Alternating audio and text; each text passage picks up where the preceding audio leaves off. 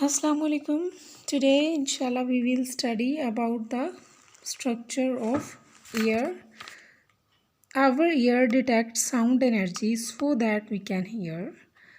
They are also sensitive to position and movement of head. As a result, ear is not only organ for hearing, it also controls the sense of balance.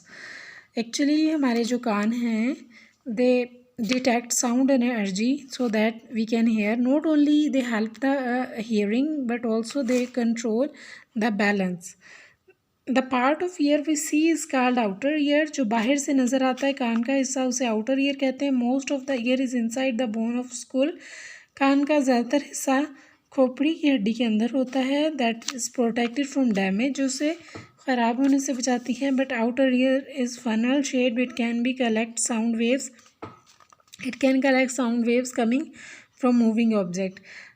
जो outer ear है बिल्कुल funnel की तरह का होता है. बाहर से आपकी साउंड को किसी मूविंग ऑब्जेक्ट की साउंड को कंट्रोल करता है. It focus them on air drum inside the head, और सर के दिमाग के अंदर एयर ड्रम के अंदर फोकस करता है.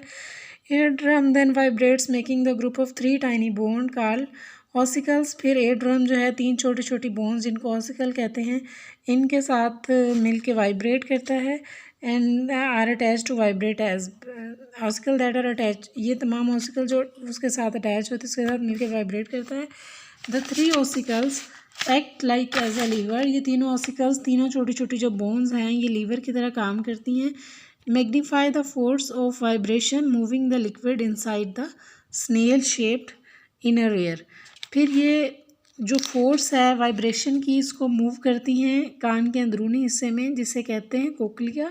The vibration inside the cochlea make tiny hairs move. फिर कोक्लिया के अंदर जो वाइब्रेशन है उससे उसके अंदर छोटे छोटे जो बाल हैं वो मूव कर जाते हैं. As these hair are attach to nerve every time they are vibrated. जैसे ही, क्योंकि ये जो हैं ये जो बाल हैं ये नर्व्स के साथ अटैच हैं, जैसे ही ये वाइब्रेट करते हैं message are send to brain. फ़ौरन दिमाग को मैसेज चला जाता है. The nerve message enable us to hear understand the sound including the speech. Getting understanding the point. क्योंकि बेटा देखिए ये आपकी बोन्स जो हैं वो वाइब्रेट करती हैं, फिर यही वाइब्रेशन आपके जो हेयर्स हैं कोक्लिया के अंदर उनको चली जाती है. फिर हेयर्स जो टाइनी हेयर्स हैं वो नर्व्स के साथ अटैच हैं. फिर यही मैसेज जो है वो ब्रेन को चला जाता है नर्व्स के ज़रिए, और फिर हमें साउंड को अंडरस्टैंड करने में यही नर्व्स हमारी हेल्प करते हैं. The ear and brain working together can separate sound depending on how long and how high and how low they are. दिमाग और कान दोनों मिलके ये काम करते हैं हमें ये बात क्लियर करने में कि साउंड कितनी हाई है कितनी लो है और कितनी लंबी. Having 2 ears in each side of head helps us to tell direction of sound.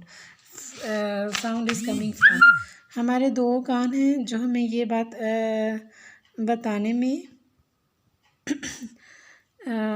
हमें ये बात बताने में हेल्प करते हैं कि डायरेक्शन कहाँ से आती है, और दोनों कान सर के दोनों तरफ होते हैं. आवाज़ किस डायरेक्शन से आती है. It will be slightly louder in one ear than the other. क्योंकि जिस तरफ से आवाज़ आए उस कान में ज़्यादा होगी. Unless the sound is straight.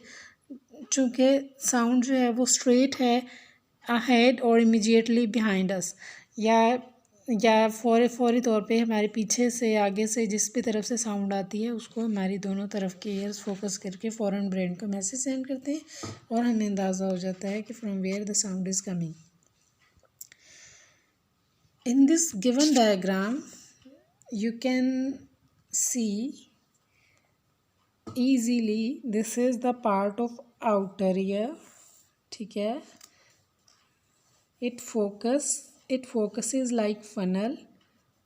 okay, send the vibration to the 3 bones, and the bones send the vibration to the small hairs in the cochlea, and these hairs send the message to the brain. In the same way, this is outer ear, this is middle ear, this is inner ear. So in the outer ear, this is outer part, this is ear canal, this is ear drum. These are sound waves which are going. Okay, inner ear, semicircular canals anvil. Anvil, actually the ossicles anvil, like it's it beats like a drum. It's hammer which vibrates the sound. Stirrup, these three bone nerves to brain. These nerves go to the brain, and this is the cochlea. This is the part of ear, and you also must have to draw parts of ear and parts of eye on the copy, on the notebook. Sense balance. The three semicircular canals in the ear are not concerned with hearing. तीनों semi circular canals कान के अंदर जो होती हैं ये hearing के साथ सिर्फ कंसर्न नहीं है. Instead they help us to balance. Again it's telling to being told you that ये हमें बैलेंस करने में मदद करती हैं. They are set a right angles to each other.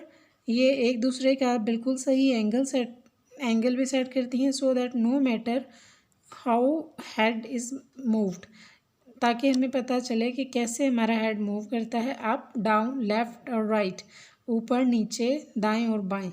The fluid in the canal will also move.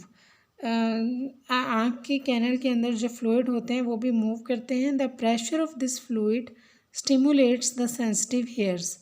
इस fluid का जो प्रेशर है ये सेंसिटिव हेयर को स्टिमुलेट करता है within the canal to send message to brain. इसी canal के अंदर जो दिमाग को मैसेज कर. If you spin rapidly then stop, fluid will carry. अगर आप तेज़ी से स्पिन घूमते हैं और फिर आप स्टॉप हो जाते हैं, fluid will carry on moving, और फ्लूइड आपका जो है वो मूव करता रहता है, मेकिंग यू फील गिडी.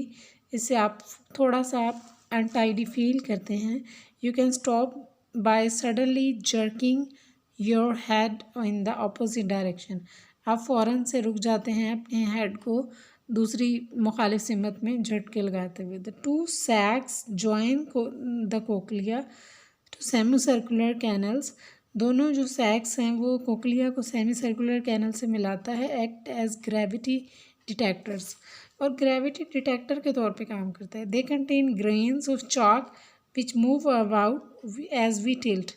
इसमें चाक की तरह के छोटे छोटे पीसेस होते हैं, जैसे ही हम मूव करते हैं तो ये भी मूव करते हैं. द ट्रिगर सेंसिटिव हेयर्स, और ट्रिगर सेंसिटिव हेयर भी इसमें होते हैं. Continuous up and down movement over stimulates the brain and this causes what is called sea sickness. मुसलसल ऊपर नीचे की तरफ हरकत करना stimulation of the brain, this is called sea sickness. तो ये जो बैलेंस होता है जब हम स्पिन करते हैं, जब हम घूमते हैं, ये कंटिन्यूस ऊपर नीचे होता है तो हम थोड़ा गिड्डी फील करते हैं. These all feelings and movement also are due to our ears, so they keep us to help balance. Some time आपने देखा होगा कि गाड़ी में आप सफ़र कर रहे हैं और बहुत ही ज़्यादा आपके कान के अंदर शोर आ जाता है. जब आप हाइट पे जाते हैं या बहुत ज़्यादा उतराई या पे आते हैं तो आपके कान में बहुत ज़्यादा शोर आ जाता है, because they keep the balance actually. So the ears are not only to hear but also they keep the balance in the body. Hope you will be understanding the chapter clearly. Inshallah, in the next we will solve the exercises. I will send you some screenshot of solved exercises. Inshallah, in the you will in the same way you will be completing the chapter into 2 or 3 days hopefully.